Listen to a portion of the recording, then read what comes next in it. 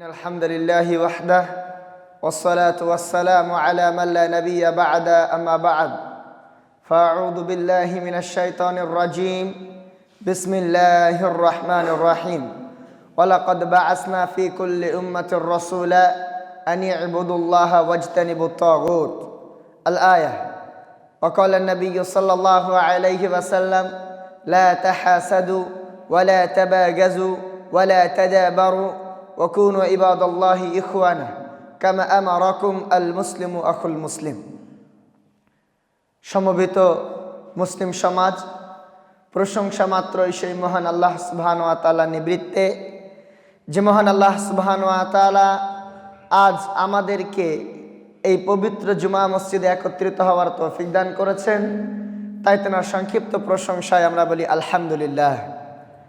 দরুদ ও সালাম বিবর্ষিত হোক সমস্ত নবী এবং রাসূলগণের ওপর, বিশেষ করে যে নবীর অক্লান্ত পরিশ্রমে আজ আমরা এই ইসলাম নামক শান্তির ধর্মটি খুঁজে পেয়েছি, সেই দো জাহানের নবী নবিকুল শিরোমণি হযরত মুহাম্মদ সাল্লাল্লাহু আলাইহি ওয়াসাল্লাম, তেনার ওপর শত কোটি দরুদ ও সালাম বৃষ্টির ন্যায় ঝুমঝুম সারা বর্ষিত হোক। আল্লাহুম্মা সাল্লি আলাই, আল্লাহুম্মা বারিক আলাই, আল্লাহুম্মা আমিন। মুহতারাম উপস্থিতি, আজ আপনাদের সম্মুখে যে বিষয়টি উপস্থাপন করতে চলেছি সেটি হচ্ছে তৌহিদবিহীন সমাজের ভয়াবহতা ও উত্তরণের উপায়। তৌহিদবিহীন সমাজ বলতে কাকে বোঝানো হয়েছে সর্বপ্রথম আমাদেরকে এটা জানতে হবে। তৌহিদবিহীন সমাজ কাকে বলে? তৌহিদবিহীন সমাজ বলতে এমন এক সমাজকে বোঝানো হয় যেখানে আল্লাহ সুবহানাহু ওয়া তাআলার একত্ববাদের প্রতি বিভ্রান্তি ও অনিশ্চয়তার ভিড় বিরাজ করে। আল্লাহ সুবহানাহু ওয়া তাআলার আদেশের বদলে মানুষেরা নিজেদের খেয়াল খুশি মতো চলতে থাকে। স্রষ্টার আনুগত্যের পরিবর্তে সৃষ্টির উপাসনা আরাধনা করা হয়।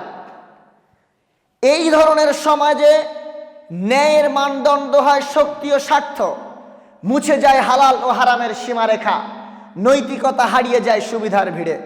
সম্মানীয় সুধী, এই ধরনের সমাজ বাইরে থেকে যতই সুন্দর দেখাক না কেন, বাইরে থেকে যতই আলোকিত দেখাক না কেন, আল্লাহকে কেন্দ্র না করে গড়ে ওঠা সমাজ কোনো দিনই সুখী হতে পারে না।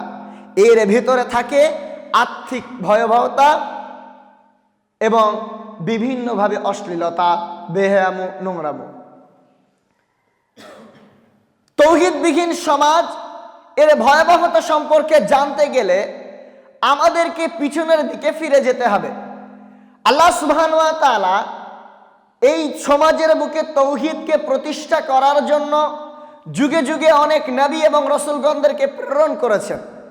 সম্মানীয় সুধী, তৌহিদবিহীন সমাজ, এই সমাজ থেকে যখন তৌহিদ মুছে যায়, এই সমাজ থেকে যখন আল্লাহর একত্ববাদ উঠে যায়, তখন সমাজের মানুষ হয়ে যায় দিশাহীন পথিক। তারা ভুলে যায় তাদের গন্তব্য কোনটি, তারা ভুলে যায় তাদের উদ্দেশ্য কি, তারা ভুলে যায় তারা এই দুনিয়ার বুকে কিসের জন্য এসেছিল। এই সমস্ত কিছুকে আবার জাগিয়ে দেবার জন্য আল্লাহ সুবহানাহু ওয়া তাআলা যুগে যুগে প্রত্যেক জাতির কাছে একজন করে নবী এবং রাসূলকে প্রেরণ করেছেন। আল্লাহ সুবহানাহু ওয়া তাআলা বলেন, ওয়ালাকাদ বাআসনা ফি কুল্লি উম্মাতির রাসূলা আনি ইবুদুল্লাহ ওয়াজতানিবুত তাগুত। আমি প্রত্যেক জাতির নিকট একজন করে রাসূল প্রেরণ করেছি যাতে তোমরা আমার ইবাদত করতে পারো এবং তাগুতকে বর্জন করতে পারো। সম্মানীয় সুধী, যে বিষয় আমি বলছিলাম, আল্লাহ সুবহানাহু ওয়া তাআলা যুগে যুগে অনেক রাসূলকে এজন্যই প্রেরণ করেছেন যাতে তারা মানুষকে তাওহীদের দিকে ডাকে। কেননা দুনিয়ার বুকে যত নবী এবং রাসূলগণ এসেছিলেন, কোন নবী এবং রাসূলগণের দাওয়াত কিন্তু এটা ছিল না, না রাব্বা ইল্লাল্লাহ, আল্লাহ ছাড়া কোনো রব নেই। দুনিয়ার বুকে যত নবী এবং রাসূলগণ এসেছিলেন সকলের দাওয়াত এটাই ছিল, লা ইলাহা ইল্লাল্লাহ, আল্লাহ ছাড়া ইলাহ নেই, অর্থাৎ ইবাদতের যোগ্য কেউ নয়। দুনিয়াতে আমরা তৌহিদকে তিনটি রূপে চিনি: তৌহিদে রুবুবিয়াত, তৌহিদে উলুহিয়াত, তৌহিদে আসমা ওয়া সিফাত। তৌহিদে রুবুবিয়াত বলতে আল্লাহ সুবহানাহু ওয়া তাআলা এই যে পুরো ইউনিভার্সকে সৃষ্টি করেছেন, আপনাকে সৃষ্টি করেছেন এবং এর যে লালন পালন যিনি করছেন তেনাকে বলা হয় রব। লালন পালন করা, অর্থাৎ যিনি লালন পালন করছে ইনি হচ্ছেন রব। তাওহীদে আসমা ওয়া সিফাত, এটি হচ্ছে আল্লাহ সুবহানাহু ওয়া তাআলার সিফাত, তার গুণাবলী। দুনিয়ার যত মুশরিক ছিল, দুনিয়াতে এখনো পর্যন্ত যত মুশরিক আছে, এদের তাওহীদে রুবুবিয়াত, তাওহীদে আসমা ও সিফাতের মধ্যে এদের দ্বিধাদ্বন্দ্ব নেই। এদের দ্বিধাদ্বন্দ্ব পুরোটাই হচ্ছে তাওহীদে উলুহিয়াতকে নিয়ে। কেননা তাওহীদে উলুহিয়াত হলো এমন একটি তাওহীদ যে আল্লাহ সুবহানাহু ওয়া তাআলা ছাড়া ইবাদতের যোগ্য কেউই নেই, একমাত্র আল্লাহ সুবহানাহু ওয়া তাআলাই হচ্ছেন ইবাদতের যোগ্য। আপনাকে এই তাওহীদবিহীন সমাজের ভয়াবহতা বুঝতে গেলে পিছনের দিকে ফিরে যেতে হবে, সেই জাহিলিয়াতের অবস্থার দিকে ফিরে যেতে হবে। সেই জাহিলিয়াতের মুশরিকদের অবস্থা ছিল কতটা ভয়ঙ্কর, এবং বর্তমানে তার সাথে আপনি সামঞ্জস্য বজায় রাখেন, বুঝতে পারবেন এখন যদি আমাদের সমাজ থেকে তাওহীদ উঠে যায়, যদি কোথাও উঠে গিয়েছে, তো এর অবস্থাটা কি হয়েছে, এবং পূর্বে যে সমাজে তাওহীদ ছিল না সেই সমাজের অবস্থাটা কতটা করুণ ছিল। সম্মানীয় সুধী, দুনিয়ার বুকে আজ পর্যন্ত যারাই আল্লাহর তাওহীদকে অস্বীকার করেছে, আল্লাহর একত্ববাদকে অস্বীকার করেছে, তারাই ধ্বংস হয়ে গিয়েছে, তারাই নির্যাতিত হয়েছে, তারাই নিপীড়িত হয়েছে। এর প্রমাণস্বরূপ ফেরাউন বলেছিল, আনা রব্বুকুমুল আলা, আমি তোমাদের সর্বোচ্চ রব। এর পরিণতি হিসেবে ফেরাউনকে ডুবে মরতে হয়েছিল। শুধু তাই নয়, নূহ আলাইহিস সালাতু ওয়াস সালামের কওম নূহ আলাইহিস সালাতু ওয়াস সালামকে অস্বীকার করেছিল, আল্লাহর একত্ববাদকে অস্বীকার করেছিল। আল্লাহর একত্ববাদকে অস্বীকার করার পর তারা সেই সময় মূর্তি তৈরি করে তাদেরকে পূজা করতে লাগলো। অর্থাৎ আল্লাহ যে এক ইবাদতের যোগ্য, তারা সেখান থেকে সরে গিয়ে বিভিন্ন মূর্তি তৈরি করে তাদের পূজা করতে লাগলো। আল্লাহর একত্ববাদকে তারা অস্বীকার করেছিল। এর পরিণাম হয়েছিল তাদেরকে মহাপ্লাবনে ধ্বংস হয়ে যেতে হয়েছিল। শুধু তাই নয়, আদ সম্প্রদায়, তাদের আল্লাহ সুবহানাহু ওয়া তাআলা এত ক্ষমতা দিয়েছিলেন, তারা তাদের ক্ষমতার দাম্ভিকতায়, তারা তাদের ক্ষমতার অহংকারে আল্লাহ সুবহানাহু ওয়া তাআলার একত্ববাদকে অস্বীকার করেছিল, এবং তারা নিজের ক্ষমতা, নিজের শক্তিকেই সবকিছু মনে করেছিল। পরিণাম স্বরূপ তাদেরকে ঝোড়ো বাতাসে ধ্বংস হয়ে যেতে হয়েছিল। সামুদ সম্প্রদায়, এই সামুদ সম্প্রদায় আল্লাহ সুবহানাহু ওয়া তাআলাকে অস্বীকার করেছিল এবং নিদর্শন চেয়েছিল। আল্লাহ সুবহানাহু ওয়া তাআলা যখন তাদের সম্মুখে উটনি পাঠালেন নিদর্শন স্বরূপ, তারা সেই উটনিকে হত্যা করেছিল। এর পরিণাম স্বরূপ তাদেরকে ভয়ঙ্কর চিৎকার ও ভূমিকম্পে ধ্বংস হয়ে যেতে হয়েছিল।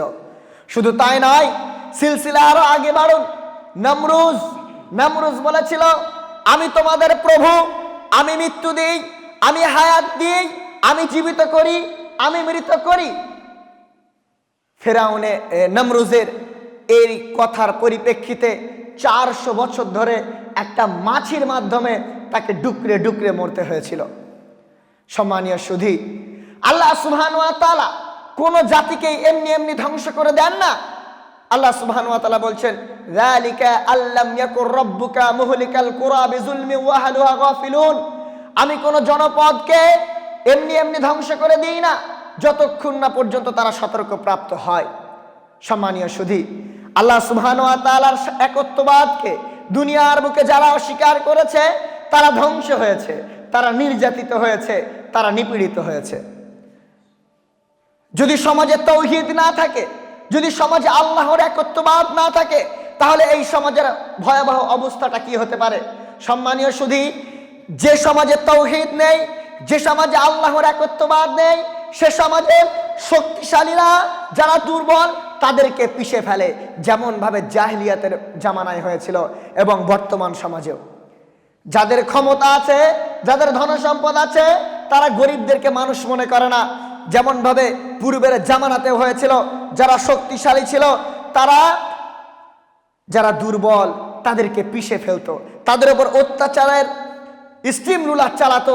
শুধু তাই নয়, আরো যদি লক্ষ্য করেন, যারা রাজা, যারা বাদশাহ ছিল, তারা নিজেদেরকে প্রভু দাবি করত, যেমন ভাবে ফেরাউন করেছিল, যেমন ভাবে নমরুজ করেছিল। শুধু তাই নয়, আরো যদি এক ধাপ আগে বাড়েন আরো বুঝতে পারবেন সেই তৌহিদবিহীন সমাজে নারীদের অবস্থা ছিল কতটা ভয়াবহ, নারীদের অবস্থা ছিল কতটা লজ্জাজনক। নারীদেরকে বাজারে পণ্যের মতো বিক্রি করা হতো, উইচ হান্টিং এর মতো জঘন্য প্রথায় সমাজে বিরাজ করত। শুধু তাই নয়, সতীদাহ প্রথার নামে মহিলাদেরকে জীবন্ত জ্বালিয়ে মারা হতো, নতুন নতুন ভূমিষ্ঠ হওয়া নারীদেরকে জীবন্ত কবর দেওয়া হতো।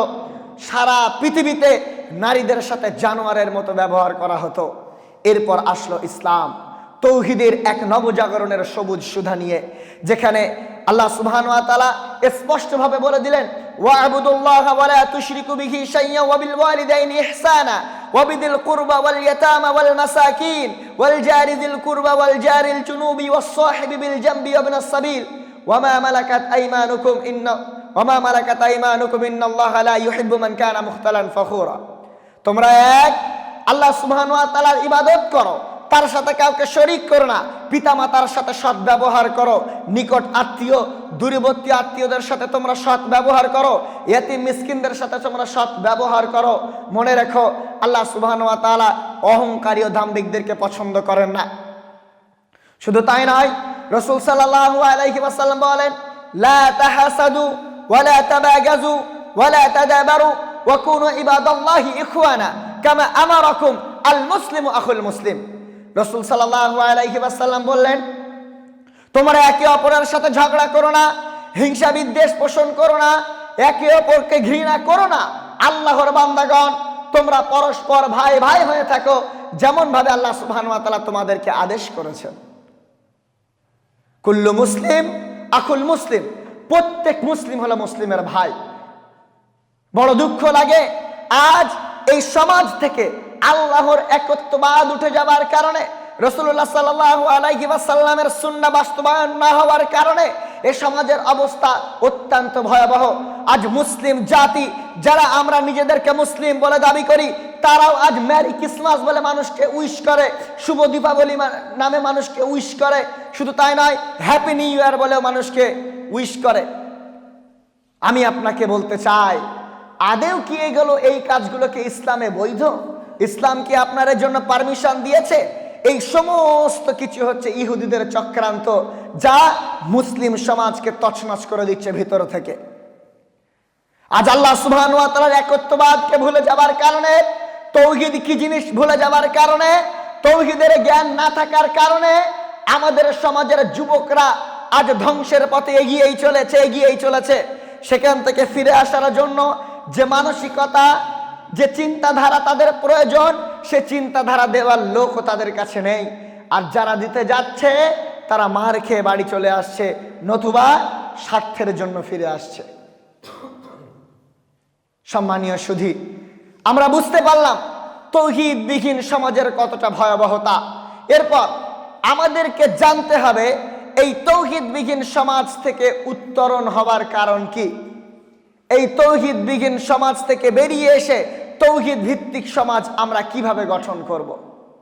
সর্বপ্রথম তৌহিদ সম্পর্কে নিজে এবং নিজের আহাল পরিবার বর্গকে জ্ঞান দিতে হবে। নিজে সর্বপ্রথম আপনাকে জানতে হবে যে তাওহীদ কি জিনিস, আল্লাহ সুবহানাহু ওয়া তাআলার একত্ববাদ কি জিনিস, আল্লাহ সুবহানাহু ওয়া তাআলাকে এক বলে মেনে নেওয়া কি জিনিস, এবং নিজের পরিবারকে শেখাতে হবে। আপনি যদি মনে করেন যে আমি নিজে শিখে নিয়েছি মানে সবাই হয়ে গিয়েছে, যে না, আল্লাহ সুবহানাহু ওয়া তাআলা বলছেন, ইয়া আইয়ুহাল্লাযীনা আমানু কু আনফুসাকুম ওয়া আহলিকুম নারা, তোমরা নিজে বাঁচো এবং নিজের আহাল পরিবার বর্গকে বাঁচাও জাহান্নামের আগুন থেকে। তাহলে আপনি যদি মনে করেন যে আমি নিজে শিখে নিয়েছি, আর কাউকে শেখানোর প্রয়োজন নেই, তাহলেও আপনি আল্লাহ সুবহানাহু ওয়া তাআলার কথাকে অমান্য করছেন। এর জন্য আপনাকে কিয়ামতের দিন হিসাবদাহি হতে হবে। তুমি যে জেনেছিলে তাওহীদ কি, এই জিনিসটা কি তুমি মানুষের কাছে পৌঁছেছিলে? তাহলে সর্বপ্রথম তাওহীদ সম্পর্কে জ্ঞান আনা, নিজে এবং নিজের আহাল পরিবার বর্গকে। আপনি নিজে যেমন ভাবে শিখবেন, আপনার স্ত্রী, আপনার সন্তানদেরকেও অনুরূপ ভাবে তাওহীদের জ্ঞান দিতে হবে। দ্বিতীয়ত, রাসূলুল্লাহ সাল্লাল্লাহু আলাইহি ওয়াসাল্লাম সম্পর্কে জ্ঞান আনা, রাসূলুল্লাহ সাল্লাল্লাহু আলাইহি ওয়াসাল্লামের সুন্নাহ সম্পর্কে জ্ঞান আনা। সুন্নাহ কাকে বলে? হাদিস কাকে বলে? হাদিস হলো তিন প্রকার। এক, রাসূলুল্লাহ সাল্লাল্লাহু আলাইহি ওয়াসাল্লাম যেটা মুখ দিয়ে বলেছেন সেটাও হাদিস। নাম্বার দুই, রাসূলুল্লাহ সাল্লাল্লাহু আলাইহি ওয়াসাল্লাম যে কাজটা করেছেন সেটাও হাদিস। এবং নাম্বার তিন, এমন কিছু কাজ যেগুলো সাহাবায়ে কেরাম রাদিয়াল্লাহু তাআলা আনহুমগণ করেছেন কিন্তু রাসূলুল্লাহ সাল্লাল্লাহু আলাইহি ওয়াসাল্লাম দেখেও নিষেধ করেননি, এটাকেও বলা হয় হাদিস। তাহলে রাসূলুল্লাহ সাল্লাল্লাহু আলাইহি ওয়াসাল্লামের সুন্নাহকে আপনাকে বাস্তবায়ন করতেই হবে, নতুবা আপনি তাওহীদ কি জিনিস এটা কখনোই বুঝতে পারবেন না, ইসলাম কি জিনিস আপনি কোনোদিন বুঝতে পারবেন না। কেননা এর কিছু নিদর্শন আল্লাহ সুবহানাহু ওয়া তাআলা গ্রন্থ মুকুট আল কোরআনের মধ্যে বলেন, ইন্নাস সালাতা কানাত আলাল মুমিনিনা কিতাবাম মাওকুতা, নিশ্চয় নির্দিষ্ট সময়ে মুসলমানদের ওপর সালাতকে অপরিহার্য করা হয়েছে। আপনি যদি আহলে কিতাবদের মতো বলেন আমি শুধু কোরআনকে মানব, কোরআনে যেটা পেয়েছি সেটাই করব, হাদিসকে মানব না, তাহলে আপনি কোরআনের কোথায় দেখাতে পারবেন প্রথমে তাকবীরে তাহরিমা বলে আপনাকে হাত বাঁধতে হবে, দুয়া সানা পড়তে হবে, সূরা ফাতিহা সঙ্গে অপর একটি সূরা দিয়ে রুকুতে যেতে হবে, রুকু থেকে উঠে দাঁড়াতে হবে? আপনি কিন্তু কোরআনে এগুলো খুঁজে পাবেন না। তাহলে আপনাকে এই সালাত প্রতিষ্ঠা করার জন্য, রাসূলের সুন্নাহকে প্রতিষ্ঠা করার জন্য রাসূলের সুন্নাহ মানতে হবে। যেমন ভাবে রাসূল সাল্লাল্লাহু আলাইহি ওয়াসাল্লাম বলেছেন, সল্লু, তোমরা ওইভাবে সালাত আদায় করো কামা রাআইতুমুনি ইউসাল্লি, যেমন ভাবে আমাকে সালাত আদায় করতে দেখেছো। তাহলে সর্বপ্রথম আপনাকে আল্লাহ সুবহানাহু ওয়া তাআলা সম্পর্কে জ্ঞান আনতে হবে, আল্লাহর একত্ববাদ সম্পর্কে জ্ঞান আনতে হবে। তাওহীদ কি, তাওহীদের ভিত্তি কয়টি, কিভাবে তাওহীদকে বাস্তবায়ন করতে হবে, এই তাওহীদ সম্পর্কে আপনাকে জ্ঞান আনতে হবে।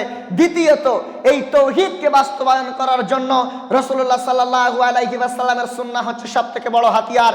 এই রাসূলুল্লাহ সাল্লাল্লাহু আলাইহি ওয়াসাল্লামের সুন্নাহ আপনাকে দেখতে হবে, নতুবা আপনি কোনোদিনই তাওহীদের স্বাদ পাবেন না। আর কিভাবে এই তাওহীদকে বাস্তবায়ন করবেন, আল্লাহর একত্ববাদকে বাস্তবায়ন করবেন, খুঁজে পাবেন না। এরপর আসুন, রাসূলুল্লাহ সাল্লাল্লাহু আলাইহি ওয়াসাল্লামের সুন্নাহকে বাস্তবায়ন কেমন ভাবে করবেন?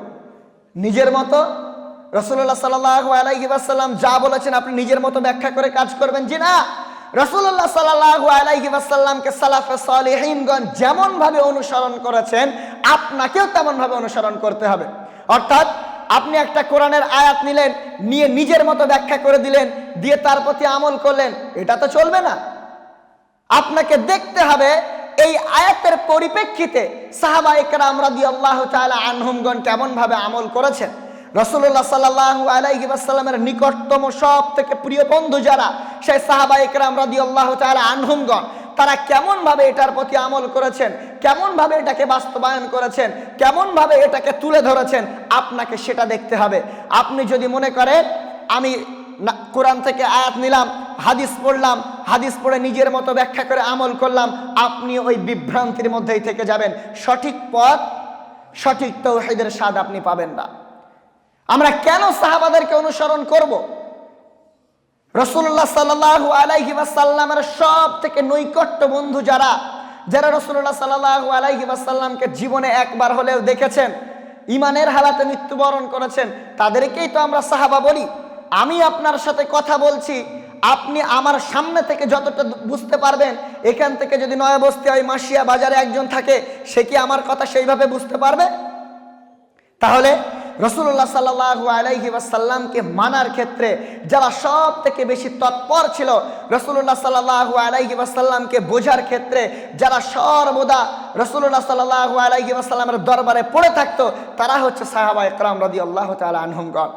আমরা তাদেরকে সালাফে সালিহিন বলে চিনি, কেন রাসূল সাল্লাল্লাহু আলাইহি ওয়াসাল্লাম বলছে, খায়রুন নাসি করনি সুম্মাল্লাযীনা ইয়ালুনাহুম সুম্মাল্লাযীনা ইয়ালুনাহুম, অর্থাৎ সর্বোত্তম ব্যক্তি হচ্ছে আমার যুগের ব্যক্তিরা, অর্থাৎ সাহাবায়ে কেরাম রাদিয়াল্লাহু তাআলা আনহুমগণ, তারপর তাবিঈনগণ, তারপর তাবিঈনগণ, সুম্মাল্লাযীনা ইয়ালুনাহুম সুম্মাল্লাযীনা ইয়ালুনাহুম, তারপর যারা।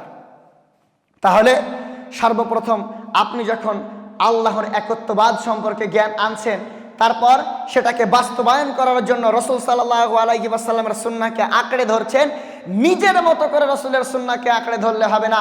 যেমন ভাবে সালাফে সালেহিনগণ রাসূলুল্লাহ সাল্লাল্লাহু আলাইহি ওয়াসাল্লামের সুন্নাহকে আঁকড়ে ধরেছে, আপনাকে অনুরূপভাবে রাসূলুল্লাহ সাল্লাল্লাহু আলাইহি ওয়াসাল্লামের সুন্নাহকে আঁকড়ে ধরতে হবে। আপনি যদি নিজের মতো ব্যাখ্যা করতে যান, তাহলে আপনি আবারও বিভ্রান্তির মধ্যে পড়ে যাবেন। এরপর সংখ্যাগরিষ্ঠতা আপনাকে বাদ দিতে হবে। আমরা দুইভাবে জানি, সংখ্যাগরিষ্ঠতা যারা সংখ্যায় অধিক, আর সংখ্যালঘু যারা সংখ্যায় অনেক কম। সংখ্যাগরিষ্ঠতাকে যদি আপনি মেনে সঠিক হাদিসকে ছেড়ে দেন, সঠিক সুন্নাহকে আপনি ছেড়ে দেন, আপনি তৌহিদের স্বাদ পাবেন না। কেমন ভাবে? একদিকে ধরেন পুরো জামানা দাঁড়িয়ে আছে, অপরদিকে 2-4 জন ব্যক্তি দাঁড়িয়ে আছে যারা সেই হাদিসের আলোকে আপনার সম্মুখে বিষয়টি তুলে ধরেছে।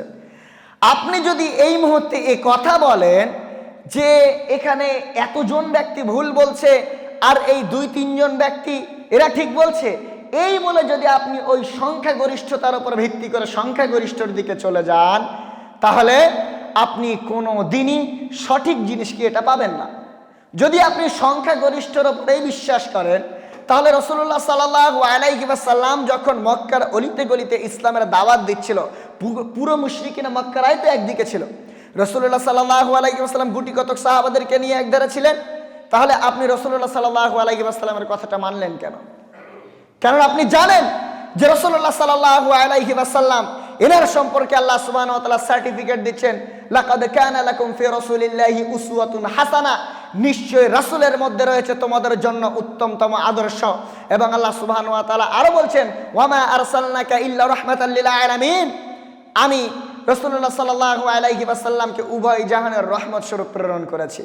আপনি এটা জানেন, এই জন্যই না আপনি রাসূলুল্লাহ সাল্লাল্লাহু আলাইহি ওয়াসাল্লামের কথার উপর বিশ্বাস স্থাপন করেছেন।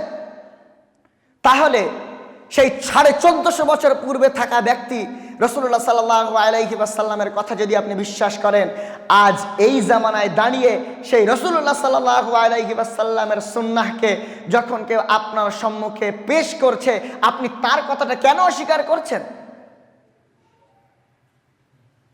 কিসের ভিত্তিতে আপনি অস্বীকার করছেন তার কথাটা?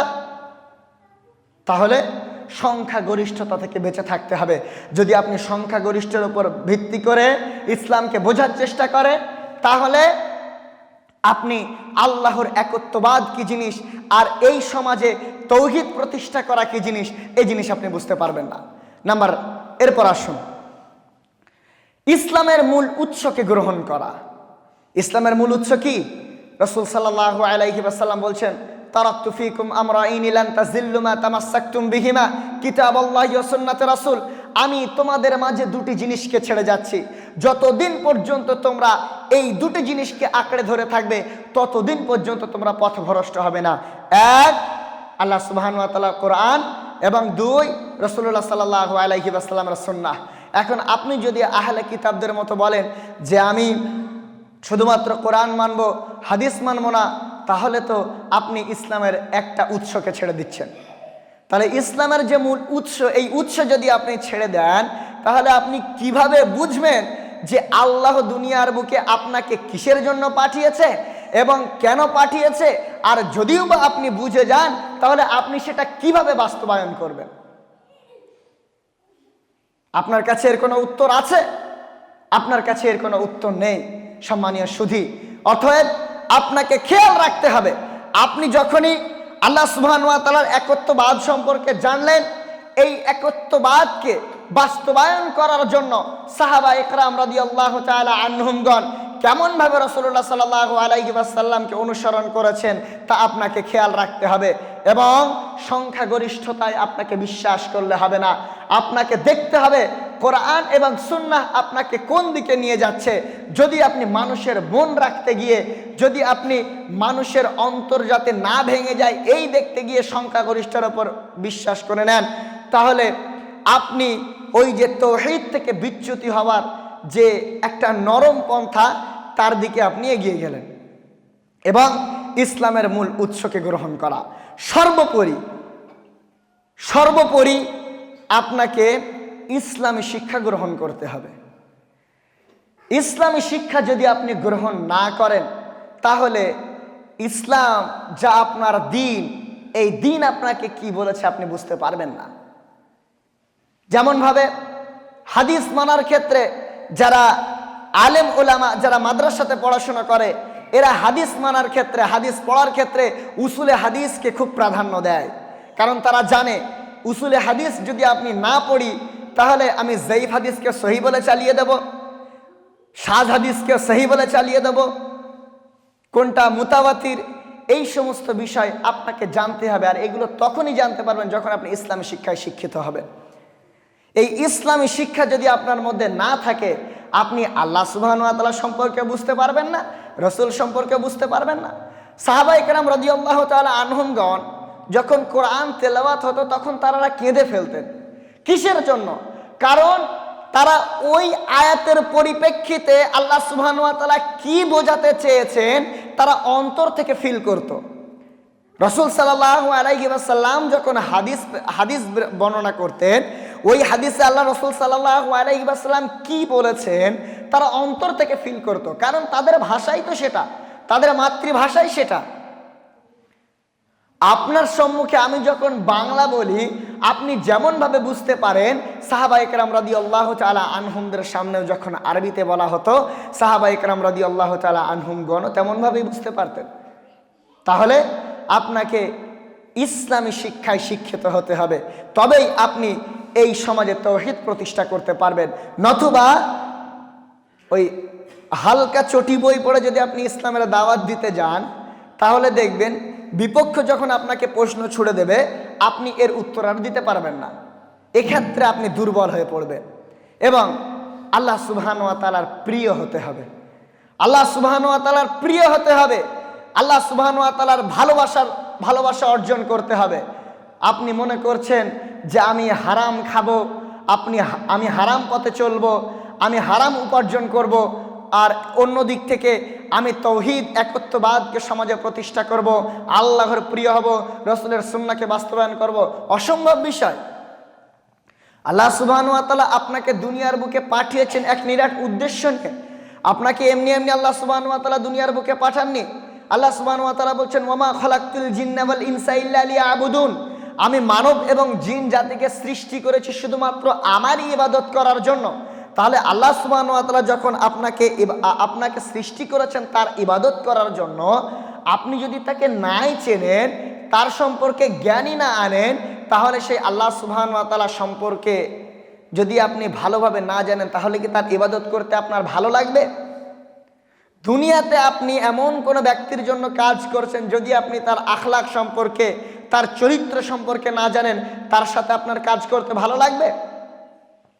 আল্লাহ সুবহানাহু ওয়া তাআলা আপনাকে সৃষ্টি করেছেন তার ইবাদত করার জন্য।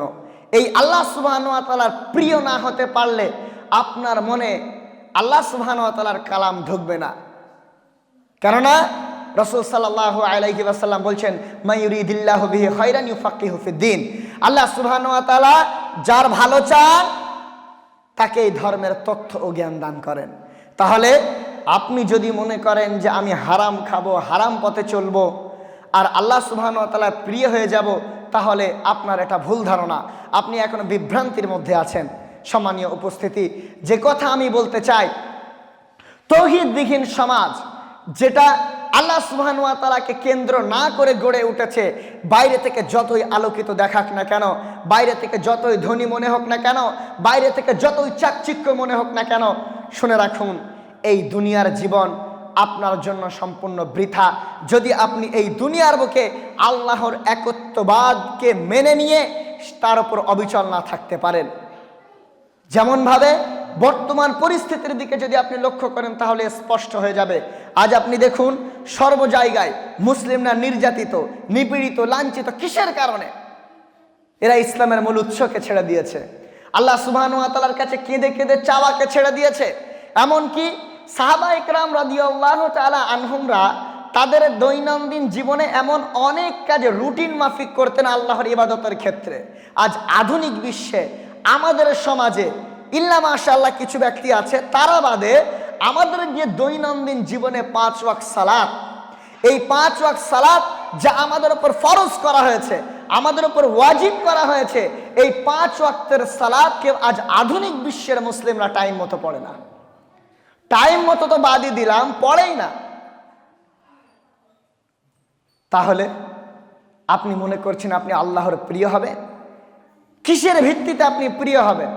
আপনি নির্যাতিত হচ্ছেন, এর সর্বপ্রথম কারণ রাসূল সাল্লাল্লাহু আলাইহি ওয়াসাল্লাম বিদায় হজের ভাষণে বলেছিলেন, আমি তোমাদের মাঝে দুটি জিনিসকে ছেড়ে যাচ্ছি, যতদিন পর্যন্ত তোমরা পথভ্রষ্ট হবে, যতক্ষণ পর্যন্ত তোমরা সেই দুটি জিনিসকে আঁকড়ে ধরে থাকবে, ততক্ষণ পর্যন্ত তোমরা পথভ্রষ্ট হবে না। কি? আল কোরআন এবং রাসূল সাল্লাল্লাহু আলাইহি ওয়াসাল্লামের সুন্নাহ। কোরআন আমাদেরকে বলেছে ইন্নাস সালাতা কানাত আলাল মুমিনিনা কিতাবাম মাওকুতা, নিশ্চয় নির্দিষ্ট সময়ে মুসলমানদের উপর সালাতকে অপরিহার্য করা হয়েছে। আপনি কোরআনকেও ছেড়ে দিলেন।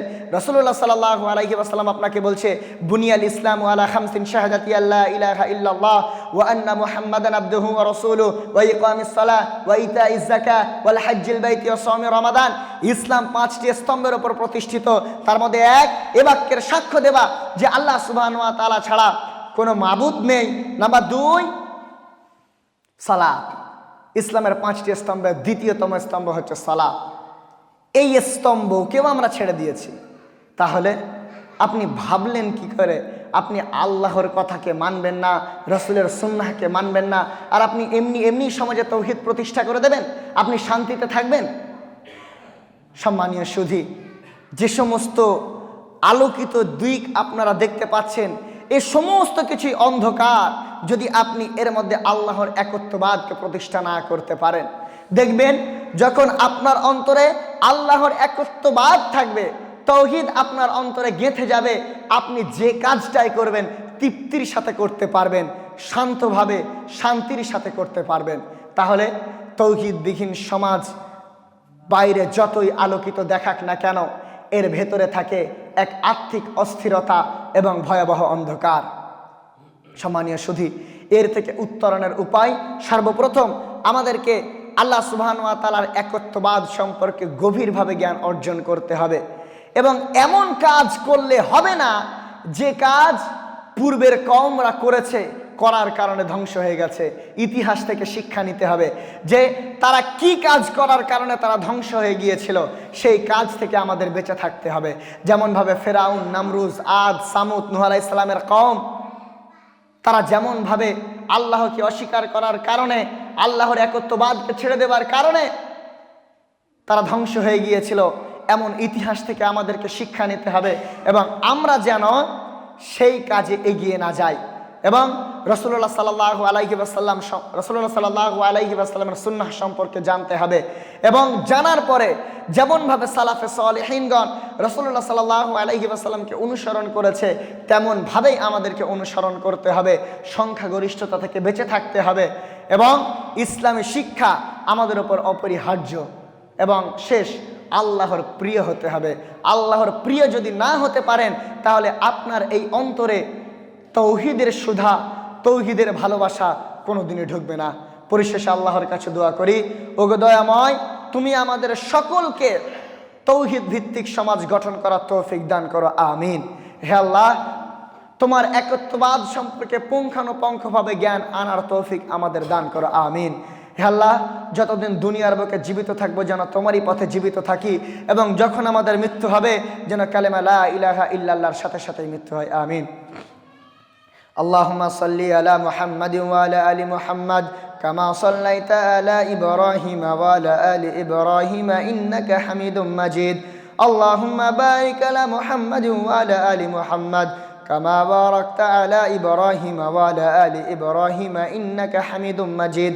সুবহানা রাব্বিকা রাব্বিল ইজ্জাতি আম্মা ইয়াসিফুন ওয়া সালামুন আলাল মুরসালিন ওয়ালহামদুলিল্লাহি রাব্বিল আলামিন।